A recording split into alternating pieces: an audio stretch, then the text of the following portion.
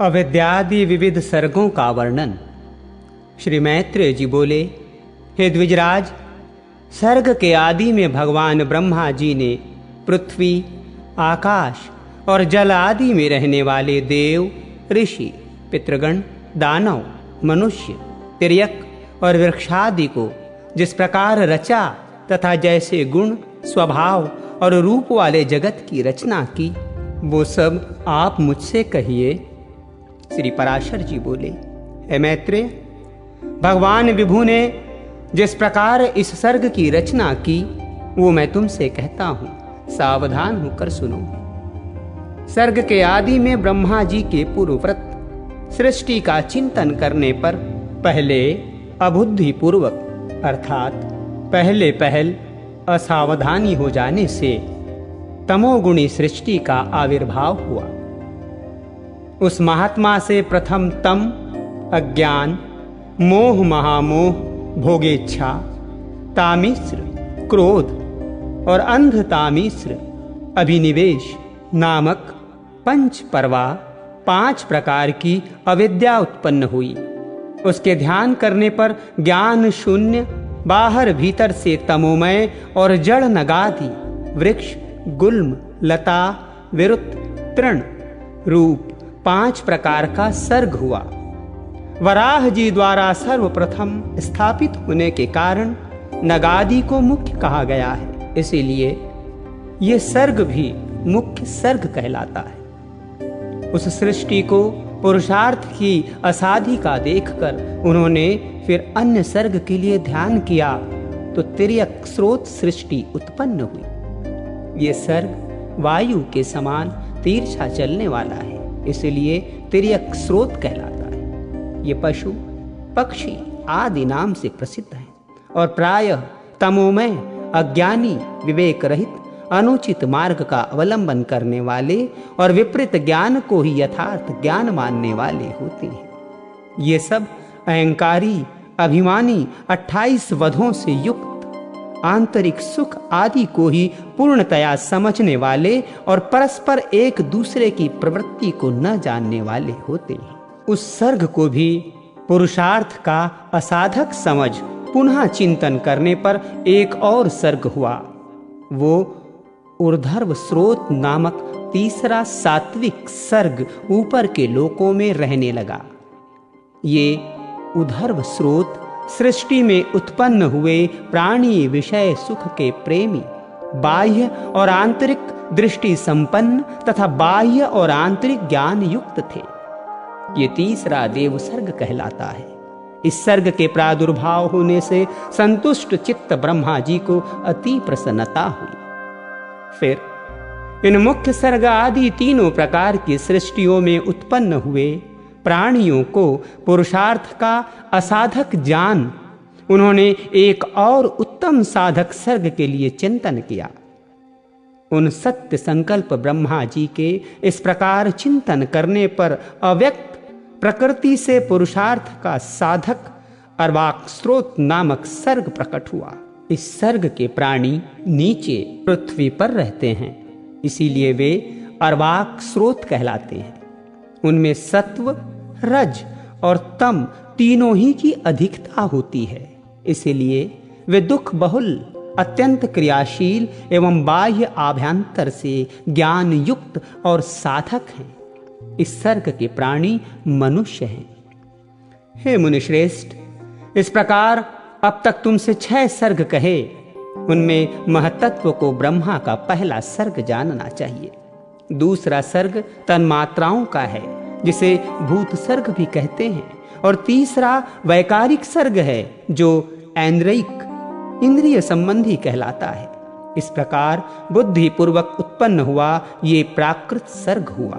चौथा मुख्य सर्ग है पर्वत, वृक्षादि स्थावर ही मुख्य सर्ग के अंतर्गत है।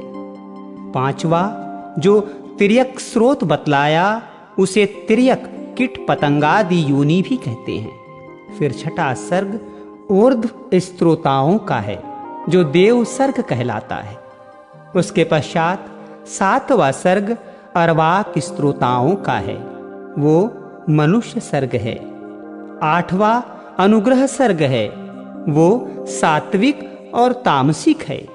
ये 5 वैकृत विकारी सर्ग हैं और पहले 3 प्राकृत सर्ग कहलाते हैं। नवा कौमार सर्ग है जो प्राकृत और वैकृत भी है।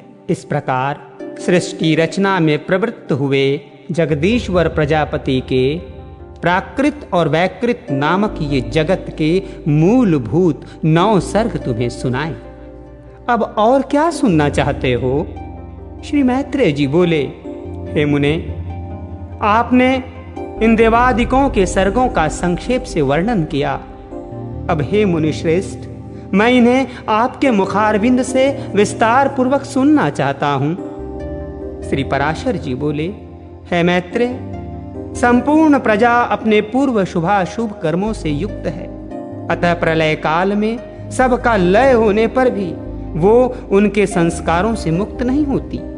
हे ब्राह्मण, ब्रह्मा जी के सृष्टि कर्म में प्रवृत्त होने पर देवताओं से लेकर स्थावर पर्यंत 4 प्रकार की सृष्टि हुई। वो केवल मनोमयी थी। फिर देवता, असुर, पितृगण और मनुष्य, इन चारों की तथा जल की सृष्टि करने की इच्छा से उन्होंने अपने शरीर का उपयोग किया। सृष्टि रचना की कामना से प्रजापति के युक्त चित्त होने पर तमोगुण की वृद्धि हुई। अतः सबसे पहले उनकी जंघा से असुर उत्पन्न हुए। तब हे मैत्रेय, उन्होंने उस तमोमय शरीर को छोड़ दिया। वो छोड़ा हुआ तमोमय शरीर ही रात्रि हुआ। फिर अन्य देह में स्थित होने पर सृष्टि की कामना वाले उन प्रजापति को अति प्रसन्नता हुई और हे द्विज, उनके मुख से सत्व प्रधान देवगण उत्पन्न हुए। तदनंतर उस शरीर को भी उन्होंने त्याग दिया। वो त्यागा हुआ शरीर ही सत्व स्वरूप दिन हुआ। इसीलिए रात्रि में असुर बलवान होते हैं और दिन में देवगणों का बल विशेष होता है। फिर उन्होंने आंशिक सत्वमय अन्य शरीर ग्रहण किया और अपने को पितृवत मानते हुए अपने पार्श्व भाग से पितृगण की रचना की। पितृगण की रचना कर उन्होंने उस शरीर को भी छोड़ दिया। वो त्यागा हुआ शरीर ही दिन और रात्रि के बीच में स्थित संध्या हुई। तत्पश्चात उन्होंने आंशिक रजोमय अन्य शरीर धारण किया। हे द्विजश्रेष्ठ, उससे रज प्रधान मनुष्य उत्पन्न हुए। फिर शीघ्र ही प्रजापति ने उस शरीर को भी त्याग दिया। वही ज्योत्सना हुआ, जिसे पूर्व संध्या अर्थात प्रातः काल कहते हैं। इसीलिए हे मैत्रेय, प्रातः काल होने पर मनुष्य और सायंकाल के समय पितर बलवान होते हैं।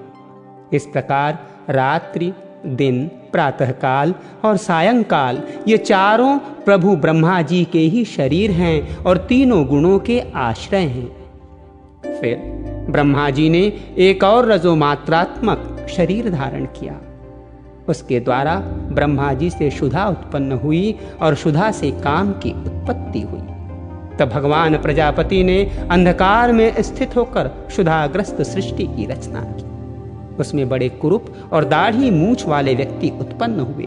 वे स्वयं ब्रह्मा जी की ओर ही उन्हें भक्षण करने के लिए दौड़े। उनमें से जिन्होंने ये कहा कि ऐसा मत करो, इनकी रक्षा करो, वे राक्षस कहलाए। और जिन्होंने कहा हम खाएंगे, वे खाने की वासना वाले होने से यक्ष कहे गए। उनकी इस अनिष्ट प्रवृत्ति को देखकर ब्रह्मा जी के केश सिर से गिर गए और फिर पुनः उनके मस्तक पर आरूढ़ हुए। इस प्रकार ऊपर चढ़ने के कारण वे सर्प कहलाए और नीचे गिरने के कारण अहि कहे गए। तदनंतर जगत रचयिता ब्रह्मा जी ने क्रोधित होकर क्रोधयुक्त प्राणियों की रचना की। वे कपिश, कालापन लिए हुए पीले वर्ण के अति उग्र स्वभाव वाले तथा मांसाहारी हुए। फिर गान करते हुए समय उनके शरीर से तुरंत ही गंधर्व उत्पन्न हुए। हे द्विज, वे वाणी का उच्चारण करते अर्थात बोलते हुए उत्पन्न हुए थे, इसलिए गंधर्व कहलाए। इन सब की रचना करके भगवान ब्रह्मा जी ने पक्षियों को उनके पूर्व कर्मों से प्रेरित होकर स्वच्छंदता पूर्वक अपनी आयु से रचा। तदनंतर अपने वक्ष स्थल से भेड़, मुख से बकरी, उदर और पार्श्व भाग से गौ, पैरों से घोड़े, हाथी, गधे, वनगाय, मृग, ऊंट, खच्चर और न्यंकू आदि पशुओं की रचना की। उनके रोमों से फल मूल रूप औषधियां उत्पन्न हुई। हे द्विजोत्तम, कल्प के आरंभ में ही ब्रह्मा जी ने पशु और औषधि आदि की रचना करके फिर त्रेता युग के आरंभ में उन्हें यज्ञादि कर्मों में सम्मिलित किया। गौ, बकरी, पुरुष, भेड़, घोड़े, खच्चर और गधे ये सब गांव में रहने वाले पशु हैं। जंगली पशु ये हैं श्वापद, व्याघ्र आदि, 2 खूर वाले वनगाय आदि, हाथी, बंदर और 5वें पक्षी, 6ठे जल के जीव तथा 7वें सरीसृप आदि। फिर अपने प्रथम पूर्व मुख से ब्रह्मा जी ने गायत्री, ऋक्, ऋत्वोत्सम, रथंतर और अग्निष्ठोम यज्ञों को निर्मित किया। दक्षिण मुख से यजु, सैष्टु प्रछंद, पंचदशोस्तम, वृहत्स्ताम तथा उथक्य की रचना की। पश्चिम मुख से साम, जगति छंद, सप्तदशोत्तम, वैरूप और अतिरात्र को उत्पन्न किया तथा उत्तर मुख से उन्होंने एक विशस्ति स्तोम, अथर्ववेद, आप्तोयारमाण, अनुष्ठत छंद और वैराज की सृष्टि की। इस प्रकार उनके शरीर से समस्त ऊंच नीच प्राणी उत्पन्न हुए। उन आदिकर्ता प्रजापति भगवान ब्रह्मा जी ने देव, असुर, पितृगण और मनुष्यों की सृष्टि कर तदनंतर कल्प का आरंभ होने पर फिर यक्ष, पिशाच, गंधर्व, अप्सरागण, मनुष्य, किन्नर, राक्षस, पशु, पक्षी, मृग और सर्प आदि संपूर्ण नित्य एवं अनित्य स्थावर जंगम जगत की रचना की। उनमें से जिनके जैसे जैसे कर्म पूर्व कल्पों में थे, पुनः पुनः सृष्टि होने पर उनकी उन्हीं में फिर प्रवृत्ति हो जाती है। उस समय हिंसा, अहिंसा, मृदुता, कठोरता, धर्म, अधर्म, सत्य, मिथ्या ये सब अपनी पूर्व भावना के अनुसार उन्हें प्राप्त हो जाते हैं। इसी से ये उन्हें अच्छे लगने लगते हैं। इस प्रकार प्रभु विधाता ने ही स्वयं इंद्रियों के विषय, भूत और शरीर आदि में विभिन्नता और व्यवहार को उत्पन्न किया है।